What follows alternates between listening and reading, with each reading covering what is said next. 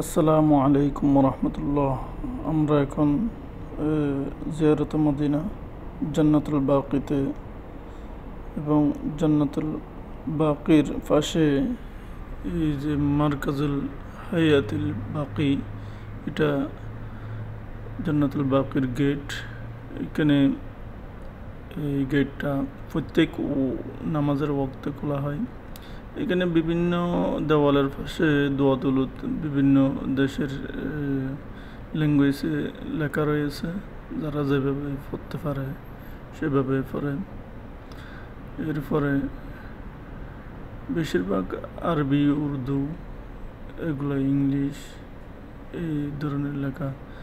এটা হলো জান্নাতুল বাকির কবরস্থান। এখানে অসংখ্য সাহাবা ইকরাম শহীদ আছেন। কারো কবর নাম লেখা নেই, এখানে চিহ্নিত নেই কার কবর কোনটা।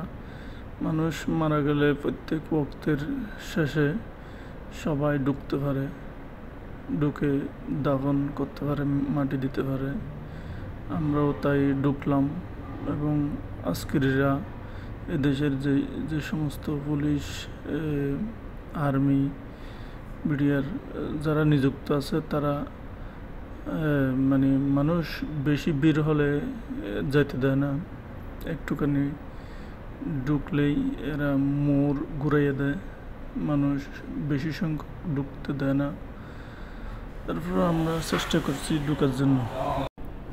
তবে অসংখ্য কবরস্থানের মধ্যে, কবরের মধ্যে কালো কালো দুইটা কবর দেখা যায়। এইগুলি কাদের কবর জানা যায়নি। নিশ্চয়ই কোনো নাম প্রসিদ্ধ করা সাহাবীদের কবর। এরা নামের কোনো গন্ধ রাখে নাই। এরা সবসময় মানুষকে বিরত রাখে।